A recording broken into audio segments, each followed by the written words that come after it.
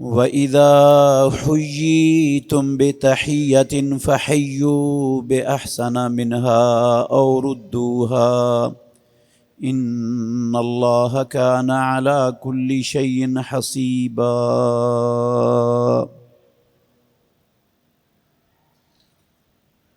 اور جب تمہیں سلامتی کی دعا دی جائے تو تم اس سے بہتر سلامتی کی دعا دو یا اسی کو ہی لوٹا دو۔ یقیناً اللہ رب العالمین ہمیشہ سے ہر چیز کا حساب لینے والا ہے۔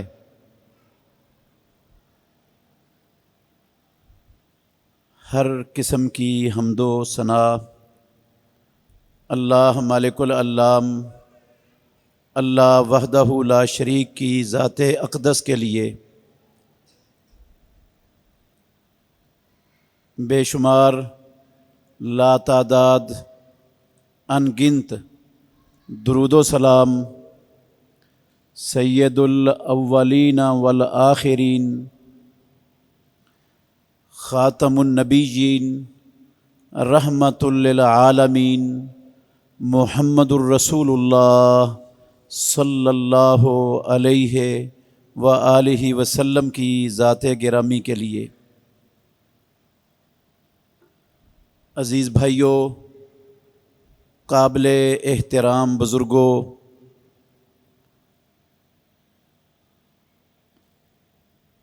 اسلام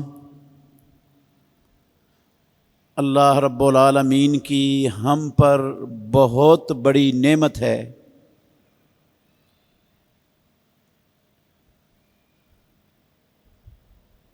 جو دنیا میں بسنے والے انسانوں کی دنیاوی زندگی بھی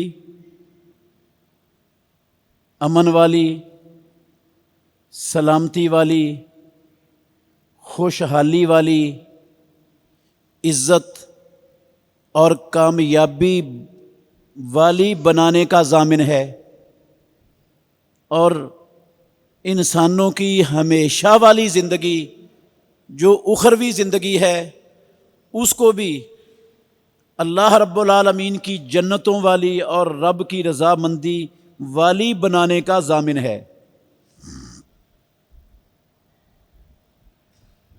ایک ہی چیز ہے دنیا میں جس کو ہم اسلام کہتے ہیں،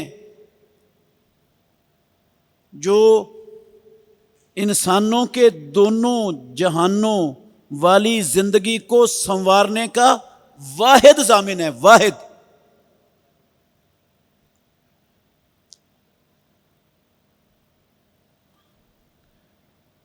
اللہ نے قرآن مجید میں ارشاد فرمایا وَاذْكُرُوا نعمت اللہ علیکم اذ کنتم اعداء فألف بین قلوبکم فأصبحتم بنعمتہ اخوانا۔ اللہ کے بندو، یاد کرو اللہ رب العالمین کی نعمت کو جو اللہ نے تم پر کی، جب تم آپس میں ایک دوسرے کے جانی دشمن تھے، اس پروردگار نے اپنے دین اسلام کو نازل کر کے تمہارے دلوں سے دشمنی کو، ایک دوسرے کی عداوت کو، ایک دوسرے سے نفرت اور دوری کو ختم کر کے تمہارے دلوں کے اندر پروردگار نے اس اسلام کے ذریعے الفت، محبت ڈال دی، تمہیں آپس میں بھائی بھائی بنا دیا۔ کہا ہے نا پروردگار نے انما المؤمنون اخوہ، ایمان والے یقیناً وہ بھائی بھائی ہیں، وہ ایک دوسرے کے دشمن نہیں ہو سکتے۔ ایک دوسرے سے نفرت، بغض اور کینہ رکھنے والے اپنے دلوں میں ایمان والے نہیں ہو سکتے۔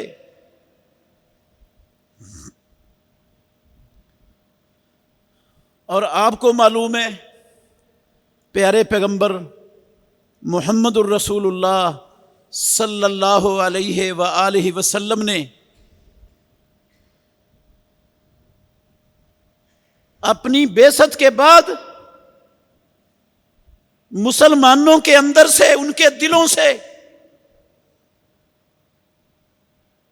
جو نسلوں سے دشمنیاں چلتی آ رہی تھیں، جو فتنے فسادات کا سبب تھیں، جنہوں نے امن کو غارت کر رکھا تھا معاشرے میں رب کی زمین پر، محمد الرسول اللہ صلی اللہ علیہ وسلم نے وہ ساری دشمنیاں، سارے اختلافات، سارے جھگڑے لوگوں کے اندر سے مٹا دیے اور مسلمانوں کو ایک دوسرے کا بھائی بھائی بنا دیا۔ کیفیت یہ بن گئی کہ جو ایک دوسرے کے مال کے، جان کے دشمن ہوتے تھے، جن کی نسلیں ایک دوسرے کی دشمنی میں مٹ جاتی تھیں، تباہ ہو چکی تھیں، کئی نسلوں سے چھوٹی چھوٹی باتوں پر لڑائیاں چلتی تھیں، اب وہی لوگ ایک دوسرے پر اپنی جان، اپنا مال، دنیا کا ہر مفاد وہ اپنے بھائی کے لیے ایثار اور قربان کرنے کے لیے تیار ہوتے تھے۔ یہ اسلام نے مسلمانوں کے دلوں میں الفت، محبت ڈالی، اور یہ بھی پروردگار کی بہت بڑی نعمت اور رب کا بہت بڑا احسان ہے۔ اور اللہ جب اپنے بندوں کو نعمت دیتا ہے تو میرے محترم بھائیوں، رب چاہتا ہے، اس کا اپنے بندوں سے تقاضا ہے کہ بندے اپنے رب کی نعمتوں کا شکر ادا کریں۔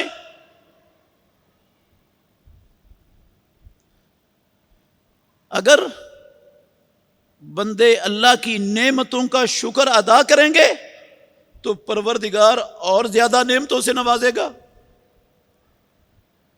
وَإِذْ تَعَذَّنَ رَبُّكُمْ لَئِن شَكَرْتُمْ لَأَزِيدَنَّكُمْ، جب تمہارے رب نے اعلان کر دیا کائنات والوں کے لیے کہ اگر تم اللہ کی نعمتوں، احسانات کا شکر ادا کرو گے تو اللہ رب العالمین تمہیں اپنی نعمتوں سے مزید بھی نوازتا چلا جائے گا۔ لَأَزِيدَنَّكُمْ، میں ضرور بھی ضرور تمہیں زیادہ نعمتیں عطا کروں گا۔ اللہ اکبر۔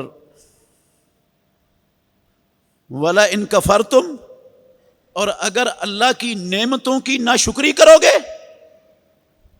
ان کی قدر نہیں کرو گے، رب کے احسانات پر اس کا شکریہ ادا نہیں کرو گے، تو پھر رب کی پکڑ، رب کا عذاب وہ بھی بڑا سخت ہے، دنیا میں بھی اور آخرت میں بھی۔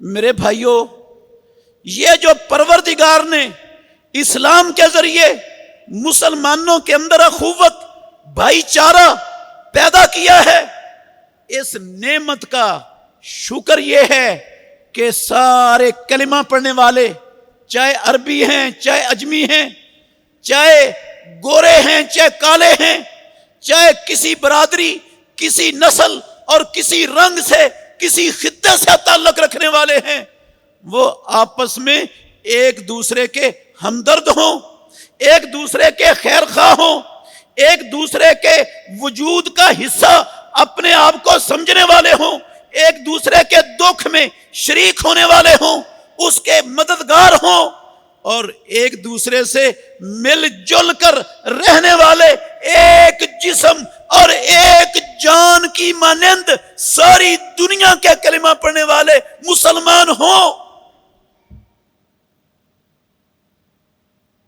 اور یہ تبھی ہوگا جب مسلمان اللہ اور اس کے رسول کے فرامین کو مد نظر رکھیں گے شیطان کے پیچھے نہیں چلیں گے، جو ان کے دلوں میں دشمنیاں ڈالنا چاہتا ہے، لڑانا چاہتا ہے، جو ان کے اتحاد کو، اتفاق کو پارا پارا کرنا چاہتا ہے، جو ان کے اندر انتشار اور افتراق کو پھیلا کر ان کی وحدت کو توڑنا چاہتا ہے، شیطان کے پیچھے نہیں چلیں گے۔ تو پھر یہ ممکن ہے، جب شیطان کے پیچھے چلیں گے تو پھر ایک دوسرے کے ساتھ محبت کا حق ادا نہیں ہو سکے گا، ایک دوسرے کے ہمدرد اور خیر خواہ نہیں بنیں گے، ایک دوسرے کی دشمنی اور عداوت کے رستے کھل جائیں گے، ایک دوسرے کے حقوق تلف ہوں گے۔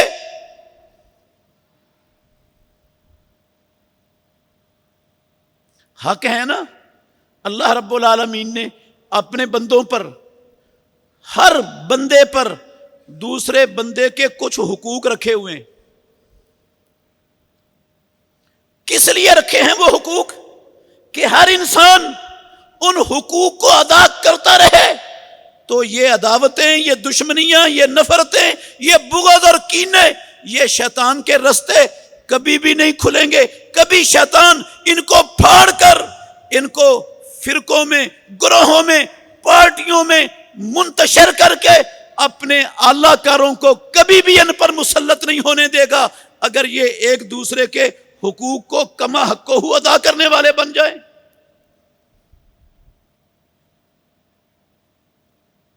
حقوق تو بہت سارے ہیں نا، بہت سارے حقوق ہیں اللہ کے، اپنے بندوں پر حقوق ہیں، بندوں کے اللہ رب العالمین پر حقوق ہیں، محمد الرسول اللہ صلی اللہ علیہ وسلم کے امت پر حقوق ہیں، اور امت پر امام الانبیاء کے حقوق ہیں، ماں باپ پر اولاد کے حقوق ہیں، اور اولاد پر ماں باپ کے حقوق ہیں، خامد پر بیوی کے حقوق ہیں، اور بیوی پر خامد کے حقوق ہیں، رشتہ داروں کے ایک دوسرے پر حقوق ہیں، ہمسایوں کے ایک دوسرے پر حقوق ہیں، فقراء کے، مساکین کے، یتیموں کے، معاشرے کے خوشحال طبقے پر حقوق ہیں۔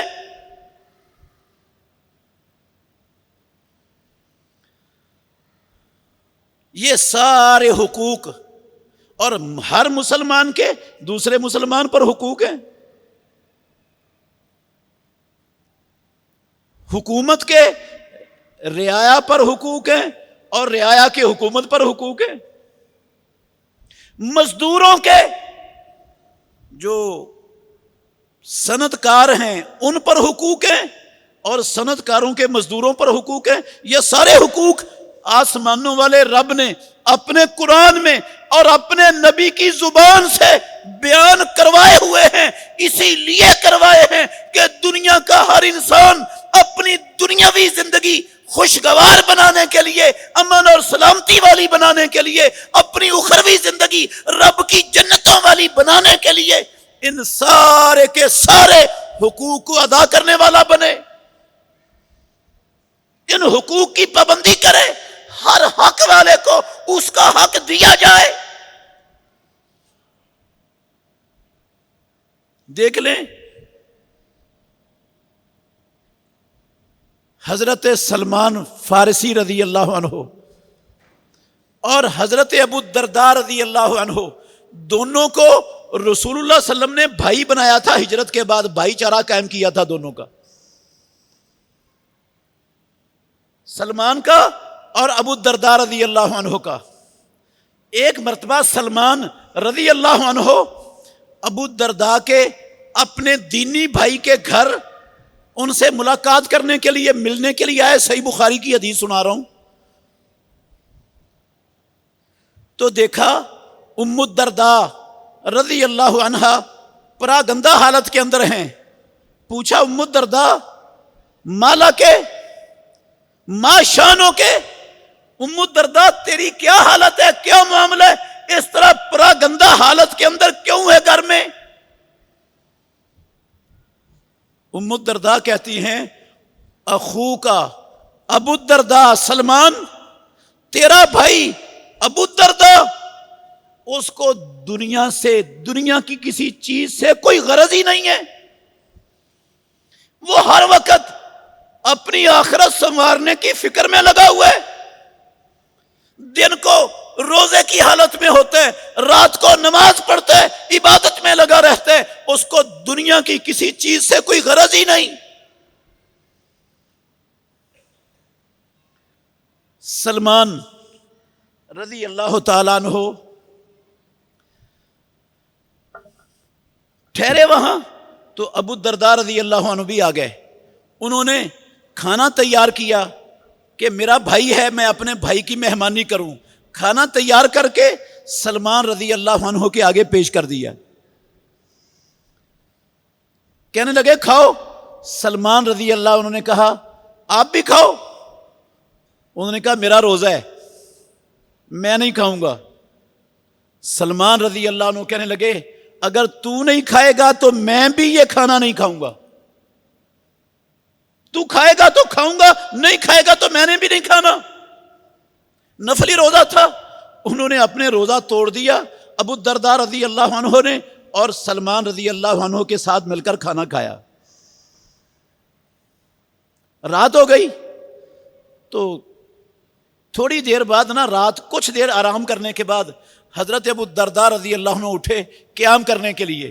سلمان نے کہا نم، ابھی سو جا، ابھی قیام کا وقت نہیں ہوا۔ ابو الدرداء رضی اللہ عنہ سو گئے، تھوڑی دیر گزری پھر اٹھے قیام کرنے کے لیے۔ سلمان رضی اللہ عنہ نے کہا نم، سو جا، ابھی نہیں ٹائم ہوا قیام کرنے کا۔ پھر سو گئے، کچھ دیر گزری پھر اٹھ پڑے قیام کرنے کے لیے۔ پھر ابو الدرداء رضی اللہ عنہ کو کہا سلمان نے نم، ابھی بڑا وقت ہے رات کا، ابھی سو جاؤ، سلا دیا۔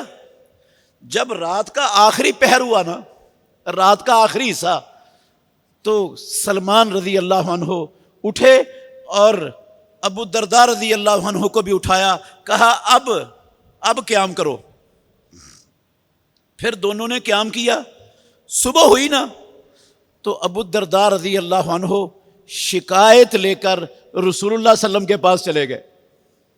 رسول اللہ صلی اللہ علیہ وسلم کے پاس جا کر شکایت لگائی کہ میرے پاس میرا بھائی رات آیا، اس نے آ کر میرا روزہ بھی کھلوا دیا، روزہ بھی پورا کرنے نہیں دیا، کہا توڑ دے روزہ، اور مجھے رات کو قیام بھی لمبا نہیں کرنے دیا، تھوڑی سی رات قیام کرنے دی ہے، اور مجھے یہ کہا ہے اس نے، سلمان نے کہا تھا ان کو فَإِنَّ لِرَبِّكَ عَلَيْكَ حَقًّا، ابو الدرداء تجھ پر تیرے خالق و مالک رب کا بھی حق ہے، وَلِنَفْسِكَ عَلَيْكَ حَقًّا، تجھ پر تیری جان کا بھی حق ہے، وَلِأَهْلِكَ عَلَيْكَ حَقًّا، اور تیرے اوپر تیرے گھر والوں کا بھی حق ہے، فَآتِ كُلَّ ذِي حَقٍّ حَقَّهُ، ہر حق والے کو جو حق آسمانوں والے رب نے جس کا طے کیا ہے وہ حق ادا کرو۔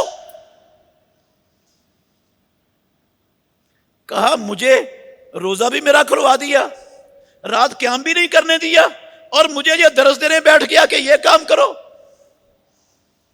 یہ شکایت لگائی ابو الدرداء رضی اللہ عنہ نے پیارے پیغمبر محمد الرسول اللہ صلی اللہ علیہ وسلم کے پاس جا کر، تو امام الانبیاء نے کہا ابو الدرداء سے صدقہ سلمانو، سلمان نے جو کچھ تجھے کہا ہے اس نے سچ کہا ہے، تو صرف آسمانوں والے رب کا، اپنے خالق و مالک کا حق ادا کرتا رہے، اور جو دوسرے حقوق ہیں تیرے اوپر وہ تو تلف کرتا رہے، دوسروں کے حقوق ادا نہ ہوں، تو یہ کوئی اسلام نہیں ہے۔ صرف رب کا حق ادا کرنا اور باقی حقوق پامال کر دینا اسلام کی تعلیم نہیں ہے۔ یہ اسلام کی تعلیم کیا؟ میں تو یہ کہہ سکتا ہوں یہ فطرت کے بھی خلاف ہے، یہ انسانیت کے بھی منافی ہے، کہ بندہ جو حق اس کے ذمے عائد کیا ہے اس کے خالق و مالک نے، اس کے نبی نے، اس کے دین نے، وہ حقوق پامال کرے، یہ تو فطرت کے منافی ہے، انسانیت کے بھی خلاف ہے، چاہے جائے کہ یہ اسلام کے منافی عمل ہو۔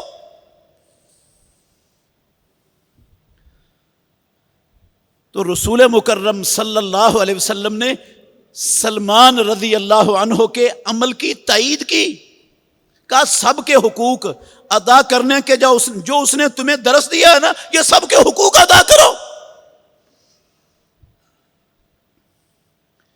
ایسے ہی صحیح بخاری کے اندر موجود ہے، حضرت عبداللہ بن عمر بن عاص رضی اللہ تعالی عنہما بڑے ہی جلیل القدر صحابی ہیں۔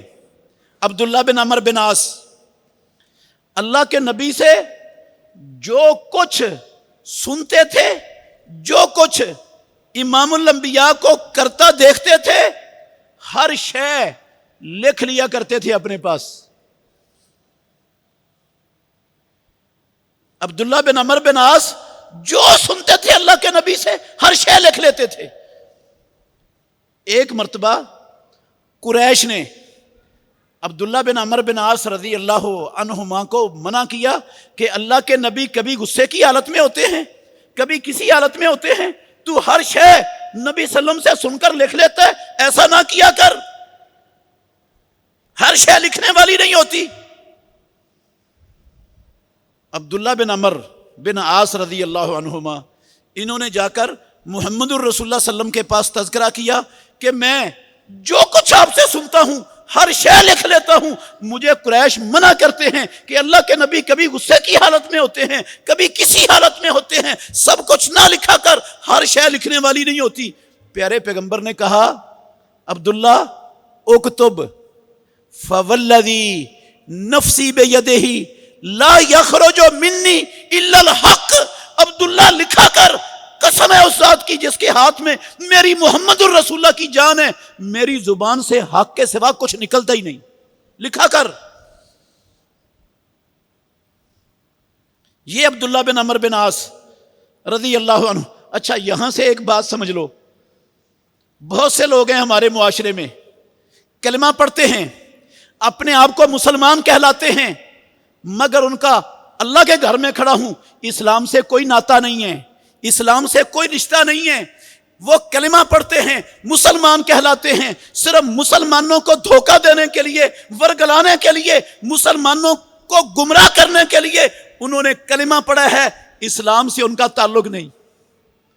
وہ لمبی لمبی زبانیں چلاتے ہیں اس بات پر کہ یہ صحیح بخاری، یہ صحیح مسلم، یہ احادیث، یہ تو محمد الرسول اللہ صلی اللہ علیہ وسلم کے 200 سال بعد لکھی گئی، تو ان پر کیا اعتبار ہے؟ ان کی کوئی حیثیت نہیں ہے، بس صرف قرآن ہے دنیا میں، قرآن پر عمل ہوگا، قرآن کافی ہے، احادیث کی ضرورت نہیں۔ قسم اللہ کی بھونکتے ہیں، اسلام کا لبادہ اوڑھ کر، کلمہ پڑھ کر، مومن مسلمان ہونے کا دعویٰ کر کے، پیارے پیغمبر کی احادیث کے خلاف لمبی گندی پلید زبانیں چلا کر، امت مسلمہ کے سامنے احادیث کو مشکوک بنا کر، ان کو بھی مرتد کرنے کا مشن لے کر وہ متحرک ہیں ہمارے معاشرے میں، ٹی وی چینلوں پر بھی آتے ہیں، بہت بڑے متحرک ہیں، کہتے ہیں 200 سال۔ بھئی پیارے پیغمبر کے زمانے میں عبداللہ بن عمر بن عاص لکھا کرتے تھے، عبداللہ بن عمر بن عاص 200 سال بعد پیدا ہوئے محمد الرسول اللہ کے۔ پیارے پیغمبر نے عبداللہ بن عمر بن عاص رضی اللہ عنہ کو حدیث لکھنے کا حکم دیا کہ لکھا کر۔ اس کا کیا مطلب ہے؟ پیارے پیغمبر کی احادیث قسم اللہ کی امام الانبیاء کی زندگی میں لکھی جاتی تھی، یہ 200 سال بعد یہ یہودیوں کے ایجنٹ، اسلام کے دشمن، ان کی بکواس ہے۔ کعبے کے رب کی قسم اس میں کوئی حقیقت نہیں کہ احادیث 200 سال بعد لکھی گئی، یہ بکواس کے سوا کچھ نہیں۔ حجۃ الوداع کے موقع پر پیارے پیغمبر نے خطبہ دیا تو ایک بندہ یمن سے آیا تھا، ابو شاہ اس کا نام تھا، اس کو پیارے پیغمبر کا خطبہ بڑا اچھا لگا.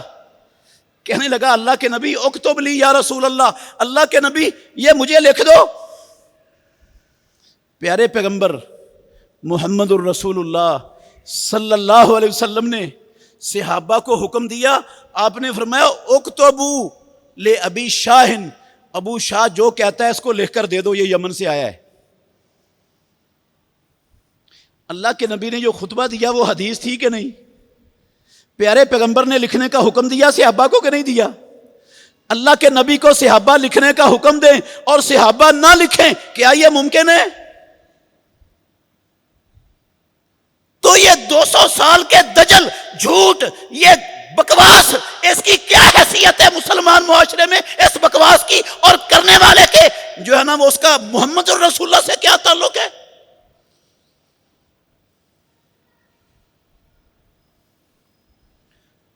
سیدنا علی بن ابی طالب رضی اللہ عنہ, ان سے پوچھا کسی پوچھنے والے نے, حل عندکم شیئن, کیا تمہارے پاس کوئی چیز ہے جو اللہ کے نبی نے لوگوں کو نہ دی ہو, سپیشل تمہیں دی ہو, کسی اور کے پاس نہ ہو, صرف تمہارے پاس ہو, کوئی ایسی شے ہے؟ انہوں نے کہا نہیں, ما عندنا, ہمارے پاس کچھ نہیں ہے, صرف یہ قرآن ہے, اللہ کی کتاب, اور جو سمجھ اللہ رب العالمین اس کتاب کی اپنے بندوں کو دیتا ہے یا وہ ہے, او ما فی ہذہ الصحیفہ, یا جو اس صحیفے میں, اس دفتر میں, اس کاپی اور کتاب میں جو لکھا ہوا ہے یا وہ ہے. اس کے سوا اللہ کے نبی نے کوئی سپیشل چیز ہمیں نہیں دی جو امت کو عطا نہ کی ہو. اس نے پوچھا اس کاپی میں, اس رجسٹر اور صحیفے میں کیا ہے؟ تو وہ کہتے ہیں العقل و فکاک الاسیر و اللہ یقتل مسلم بکافر, اس میں دیت کی احادیث ہیں, اس میں قیدیوں کو چھڑانے کے مسائل کی احادیث ہیں, اس میں یہ احادیث ہیں کہ مسلمان کافر کا وارث نہیں بن سکتا, کافر مسلمان کا وارث نہیں بن سکتا. یہ احادیث کا مجموعہ ہے جو ہم نے لکھا. حضرت علی رضی اللہ عنہ پیارے پیغمبر کی احادیث کا مجموعہ لکھا ہوا ان کے پاس موجود تھا. یہ دجال, اسلام کے دشمن, اتنا بڑا دجل اور جھوٹ ہمارے معاشرے میں پھیلا کر مسلمانوں کے دلوں سے احادیث کے رسول کی اہمیت کو ختم کرنا, مٹانا چاہتے ہیں. تو بات دور چلی گئی. میں بتا رہا تھا یہ عبداللہ بن عمر بن عاص رضی اللہ عنہما, عمر بن عاص نے ان کی شادی کر دی. کچھ دنوں بعد اپنی بہو سے ملے عمر بن عاص رضی اللہ, مصر کے گورنر تھے عمر بن عاص. تو ملے, اپنی بہو سے پوچھا عبداللہ کیسا بندہ ہے؟ انہوں نے کہا, کہتی ہے بڑا ہی نیک بندہ ہے, بڑا ہی عبادت گزار ہے. جب سے عبداللہ کے گھر میں آئی ہوں رات کو پورا قرآن قیام میں پڑھ دیتا ہے, روزانہ رات کو قیام میں قرآن ختم کرتا ہے, اور جب سے گھر میں آئی ہوں روزانہ دن کو روزہ رکھتا ہے. بڑا نیک ہے. عمر بن عاص رضی اللہ عنہ امام الانبیاء کے پاس چلے گئے. میں نے عبداللہ کی شادی کی ہے اور عبداللہ کا اپنی بیوی کے ساتھ یہ بڑا سلوک ہے, رات کو مصلے پر کھڑا ہو کے ساری رات قیام کرتا ہے, قرآن ختم کرتا ہے, دن کو روزہ رکھتا ہے. رسول اللہ صلی اللہ علیہ وسلم نے عبداللہ بن عمر بن عاص رضی اللہ عنہما کو بلا لیا. کہا عبداللہ میرے پاس تیرے متعلق یہ خبر آئی ہے کہ تو ساری رات قیام کرتا ہے اور قرآن روزانہ ہر رات ختم کرتا ہے, اور تو روزانہ روزہ رکھتا ہے, کیا ایسا ہی ہے؟ عبداللہ رضی اللہ عنہ کہتے ہیں جی اللہ کے نبی ایسا ہی ہے, صحیح خبر آئی ہے آپ کے پاس. آپ نے فرمایا عبداللہ اللہ اکبر, انا لنفسک علیک حقا وانا لاہلک علیک حقا وانا لعینک علیک حقا وانا لزورک علیک حقا. عبداللہ تو کیا عمل کر رہا ہے؟ تیرے نفس کا بھی تجھ پر حق ہے, تیری آنکھوں کا تجھ پر حق ہے, تیرے گھر والوں کا تجھ پر حق ہے، تیرے مہمانوں کا تجھ پر حق ہے، تو صرف رب کا حق ادا کر کے سمجھتا ہے کہ میں کامیاب ہو جاؤں گا، میری دنیا آخرت سنور جائے گی۔ ایسا نہیں، سارے حقوق ادا کر، جن جن کے حقوق تیرے ذمہ ادا کر۔ یہ کیا ہوا؟ ایک رب کے حق ادا کر رہے، باقی سب حقوق پامال کر رہے۔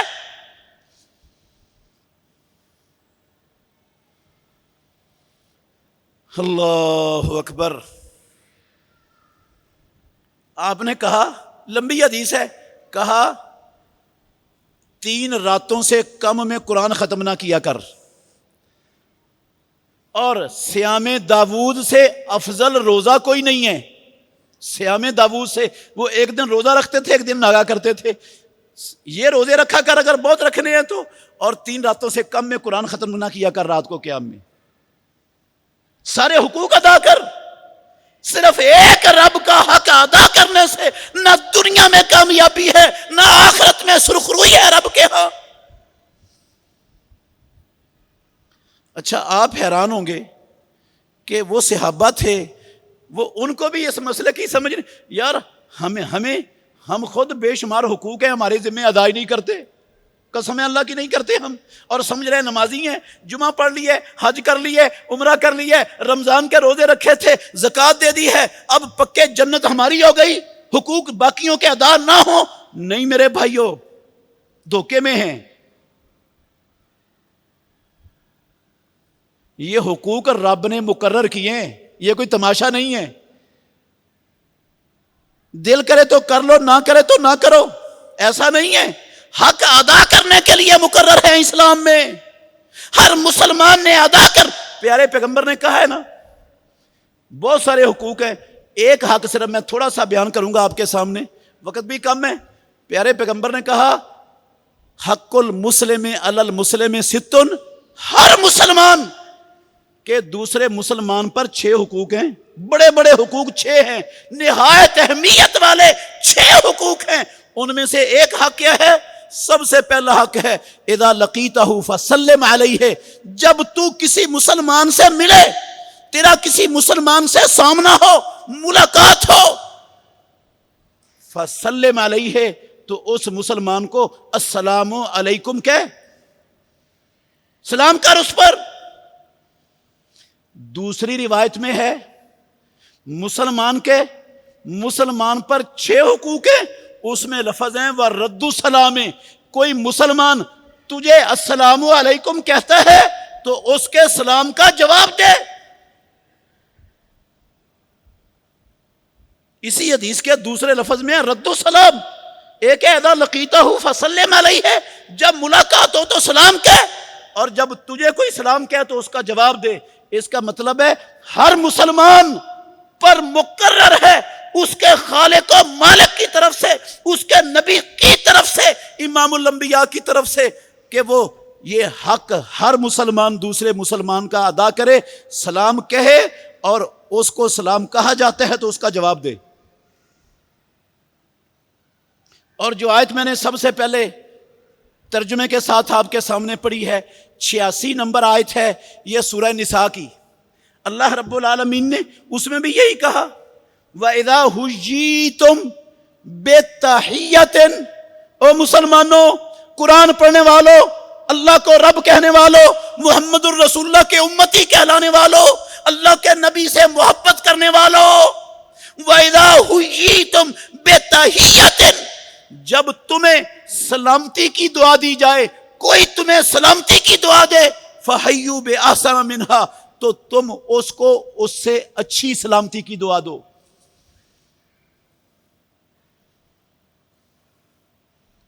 اٹھا کے دیکھ لو ساری تفاسیر، تمام مفسرین اتفاق ہے ان کا کہ یہ اذا حییتم بتحیۃ، جب تمہیں سلامتی کی دعا دی جائے، اس کا مطلب ہے جب تمہیں کوئی مسلمان السلام علیکم کہے۔ السلام علیکم کا مطلب ہوتا ہے تیرے اوپر اللہ کی طرف سے سلامتی ہو، تم وہ السلام علیکم کہے تو تم اس کے جواب میں حیوا بأحسن منہا، اس کی دعا سے اچھی دعا کرو۔ اس کی دعا سے اچھی دعا کیا ہوگی؟ اس نے کہا السلام علیکم، آپ کہو السلام وعلیکم السلام ورحمۃ اللہ، یہ اس سے اچھی ہو گئی ہے۔ اور اگر وہ کہتا ہے السلام علیکم ورحمۃ اللہ تو تم کہو وعلیکم السلام ورحمۃ اللہ وبرکاتہ، یہ اس سے اچھی دعا ہو گئی ہے۔ یہ حکم ہے رب العالمین کا۔ اور میرے محترم بھائیو، یہ جس قوم کا مالک الملک اپنے بندوں کو حکم دے دیں، امام الانبیاء اپنی امتیوں کو جس عمل کا حکم دے دیں، وہ عمل کرنا مسلمان پر فرض ہو جاتا ہے۔ ملاقات پر مسلمان کو سلام کہنا فرض ہے، یہ حق ہے جو اللہ نے مقرر کیا ہر مسلمان کا دوسرے مسلمان پر۔ لیکن ہمارے معاشرے میں کیا ہے؟ ہمارے معاشرے میں کیا ہے؟ ہمارے معاشرے کے اندر مسلمانوں کی اکثریت اللہ کے گھر میں کھڑا ہوں، اللہ کو گواہ بنا کے کہتا ہوں، اس حق کو بالکل بھلا چکی ہے اور چھوڑ چکی ہے، یہ حق ادا کرتی نہیں اکثریت۔ اس حق کو پامال کر رہے ہیں، دن رات 24 گھنٹے ہر جگہ پر مسلمان اپنے ہاتھوں سے یہ حق پامال کر رہے ہیں۔ اکثریت ایک دوسرے کے ساتھ سامنا ہو تو سلام کہتے ہی نہیں، سلام ہی نہیں کہتے، اور اگر کوئی سلام کہہ بھی دے تو جواب دینے کے لیے تیار نہیں ہوتے، ان کو جواب دینا بھی اچھا نہیں لگتا، جواب ہی نہیں دیتے۔ اور ایسے بھی ہیں ہمارے معاشرے میں بے شمار لوگ ہیں، اللہ کی قسم، جو عام لوگوں کو سلام کہنے میں اپنی توہین تصور کرتے، اپنی حد تک سمجھتے کہ ہم یہ بازار میں چلنے والے لوگوں کو سلام کہیں، میں اتنا بڑا افسر، اتنے پھول میرے کندھوں پر سجے ہوئے، میں اتنی دولت کا مالک، میری اتنی فیکٹریاں، کارخانے، میں عوام کو، عام بندوں کو سلام کہوں، مزدوروں کو سلام کہوں؟ کعبے کے رب کی قسم ہے، تکبر، نخوت، فخر وہ حد تک محسوس کرتے ہیں اپنی۔ مسلمان، میں غیر مسلموں کی بات نہیں کرتا، مسلمانوں کی بات کرتا ہوں، یہ حق ادا کرنے میں وہ اپنی حد تک محسوس کرتے، بےزتی سمجھتے، کرتے ہی نہیں۔ کوئی ان کو سلام کر دے تو دیکھنا، جواب دینا تو کیا، اس کو ان کو ویسے ہی دل میں کراہت ہوتی ہے کہ میں اس کے سلام کا جواب دوں، یہ کیا چیز ہے، میں اتنا بڑا۔ اسی کا نام میرے بھائیوں تکبر ہے، قسم اللہ کی، اسی کا نام تکبر ہے۔ پیارے پیغمبر نے کہا نا، الکبر بطر الحق وغمط الناس، تکبر یہ ہوتا ہے کہ اللہ اور اس کے رسول کا فرمان آ گیا، جو حق ہے سمجھ آ گیا، سن لیا، لیکن اس کو ماننے سے انکار کر دیا۔ واہ، غمط الناس، غمط الناس کا مطلب ہے لوگوں کو کمتر سمجھا، اپنے سے حقیر سمجھا، اپنے آپ کو بڑا سمجھا۔ میں ان کا اسلام کا جواب کیوں دوں، میں ان کو سلام کیوں کہوں، میں اتنا بڑا، یہ میرے مقابلے کے ہیں۔ او بھائی، یہ تو حق ہے آسمانوں والے رب نے جو اپنے بندوں پر دوسرے تمام مسلمانوں کا عائد کیا، حق ادا کر، حکم دیا رب نے اس کا، نبی نے حکم دیا اس کا۔ آپ نے فرمایا افشوا السلام وَأَطْعِمُوا الطَّعَامَ، ترمذی میں لفظ ہیں وَاضْرِبُوا الْحَامَ تُورَثُ الْجِنَانَ۔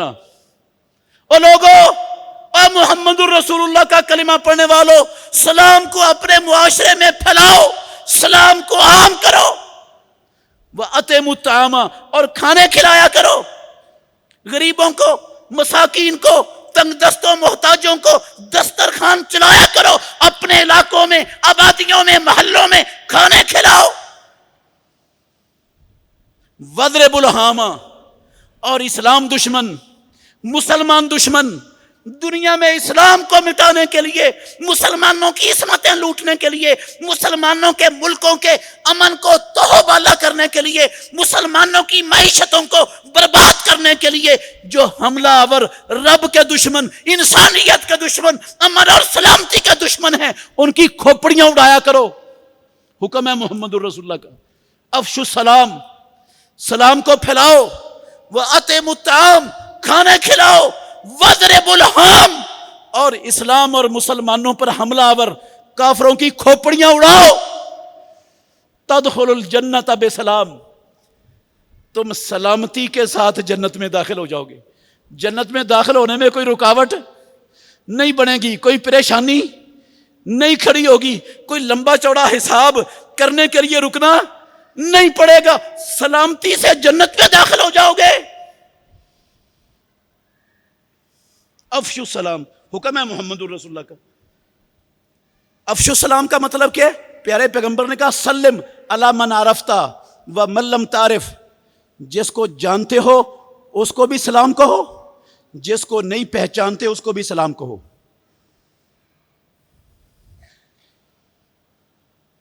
صرف جان پہچان والوں کے نہیں ہے یہ حق کہ جن کے ساتھ ہماری جان پہچان ہے ان کا تو حق ہے ہم پر، اور جن کے ساتھ جان پہچان نہیں ہے ان کا حق ہی نہیں۔ قسم اللہ کی ایسا نہیں، جن کے ساتھ جان پہچان نہیں ہے ان کا بھی حق ادا کرنا ہے۔ حکم ہے مدینے والے امام محمد الرسول اللہ کا، کون ادا کرتا ہے اس حق کو آج ہمارے معاشرے میں؟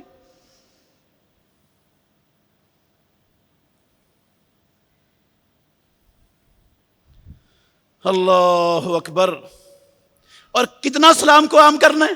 آپ نے فرمایا اذا لقی احدکم اخاہ فلیسلم علیہ، جب تم میں سے کوئی اپنے مسلمان بھائی سے ملے اس کو سلام کہے۔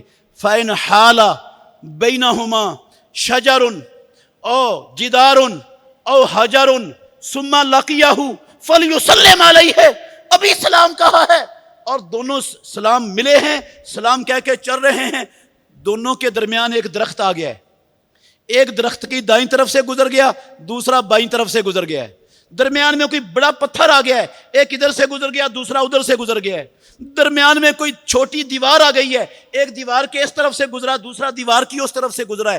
فَلْيُسَلِّمْ عَلَيْهِ، میرے اور آپ کے نبی کائنات کے امام حکم دے رہے ہیں، محمد الرسول اللہ کا حکم ہے امتیوں کو فَلْيُسَلِّمْ عَلَيْهِ، گونگ وٹا نہیں بڑھنا، کوئی بل نہیں آئے گا تجھے، کوئی کمزوری نہیں ہوگی، کوئی طاقت ضائع نہیں ہوگی۔ فلیسلم، پھر سلام کہے اس کو جا کر آگے۔ ابھی ملا ہے، درمیان میں کوئی چیز حائل ہو گئی ہے، پھر جا کے سلام کہنا ہے۔ کون کرتا ہے؟ محمد الرسول اللہ کے اس فرمان پر عمل ہمارے معاشرے میں، ہمارے گھروں میں، ہمارے خاندانوں میں، ہمارے دفاتر میں، ہماری مارکیٹوں بازاروں میں کہاں ہے یہ حق ادا ہو رہا؟ حق ادا کرنا مقرر رب نے کیا ہے، حکم اللہ کے نبی نے دیا، شیطان اس حق کو ادا کرنے سے روک رہا ہے، وہ حق کی تلافی، حق تلف کرنے پر ابھار رہا ہے۔ ہم شیطان کے پیچھے چل رہے ہیں یا اللہ اور اس کے رسول کا حکم مان رہے ہیں؟ ہمارے معاشرے میں کون ادا کرتا ہے حق یہ؟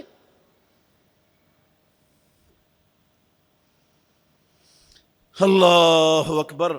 اور صرف حق نہیں، قسم اللہ کی، ہم اپنا حق ادا کرتے ہیں، پروردگار اجر عطا کر دیتا ہے۔ وہ آئے نا بندہ، پیارے پیغمبر بیٹھے ہوئے تھے، ایک صحابی آیا کہتا السلام علیکم، آپ نے فرمایا 10 نیکیاں۔ دوسرا آیا کہنے لگا السلام علیکم ورحمۃ اللہ، آپ نے فرمایا 20 نیکیاں۔ ایک تیسرا آیا کہنے لگا السلام علیکم ورحمۃ اللہ وبرکاتہ، آپ نے فرمایا 30 نیکیاں۔ کتنا خرچہ آیا یہ 30 نیکیاں کمانے پر؟ کتنا زور لگا؟ کتنا وقت ضائع ہوا؟ کیا خرابی لازم آ گئی ہے؟ سے کیا نقصان اٹھانا پڑا؟ یار مفت میں مالک الملک اپنے بندوں کو اجر سے نوازنا چاہتا ہے اور ہم شیطان کے پیچھے لگ کے اس اجر کو دھکے دے رہے ہیں اپنے معاشرے میں۔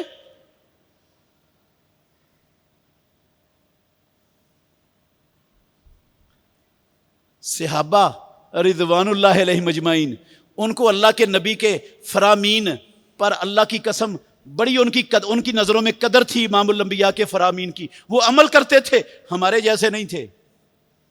پیارے پیغمبر بیٹھے مسجد میں، صحابہ کی مجلس لگی ہوئی ہے، ایک بندہ آیا، اس نے آ کر پیچھے 2 رکعتیں پڑھی، کہتا ہے السلام علیکہ، اے اللہ کے نبی آپ پر سلام ہو۔ آپ نے فرمایا وعلیکم السلام، ارجع فصلی فإنک لم تصلی، جا کے نماز پڑھ، تو نے نماز نہیں پڑھی۔ اللہ کے نبی کا حکم تھا، وہ چلا گیا، دوبارہ پھر اس نے 2 رکعتیں پڑھی، پھر 2 رکعتیں پڑھ کے نا اللہ کے نبی کے سامنے ہی پڑھی، پھر آ گیا، آ کر کہتا ہے السلام علیکہ، اللہ کے نبی آپ پر سلام ہو. آپ نے فرمایا وعلیک السلام ارجع فصلی فانک لم تصلی، جا کے نماز پڑھ، تو نے کوئی نہیں نماز پڑھی. وہ پھر چلا گیا.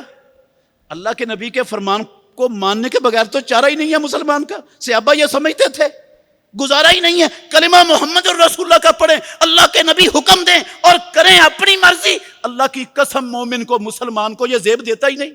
وما كان لمؤمن ولا مؤمنة اذا قضى الله ورسوله امرا ان يكون لهم الخيرة من امرهم ومن يعص الله ورسوله فقد ضل ضلالا مبينا. جو اپنی مرضی چلاتا ہے، آسمانوں والے رب کا قرآن اعلان کرتا ہے، وہ کھلا ہوا گمراہ ہے. اس کی گمراہی میں کسی کو شک ہونا ہی نہیں چاہیے. پڑھتا ہے کلمہ وہ، لیکن کھلا گمراہ ہے. جو محمد الرسول اللہ کے حکم پر اپنی مرضی مقدم رکھتا ہے، اس نے اپنی مرضی کو اللہ کے نبی کے حکم سے بڑا سمجھا ہوا ہے.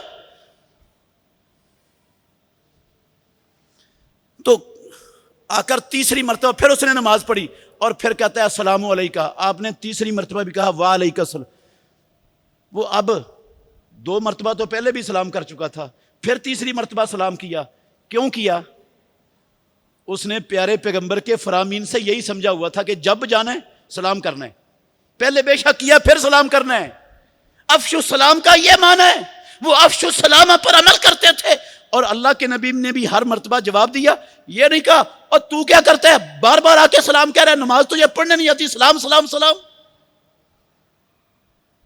ہر مرتبہ رسول اللہ صلی اللہ علیہ وسلم نے اس کے سلام کا جواب دیا.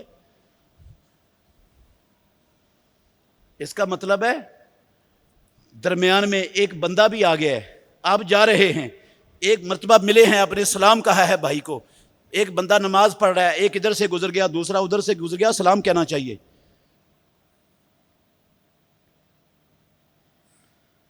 اور سلام کہنے کا صرف یہ اجر ہی نہیں ہے.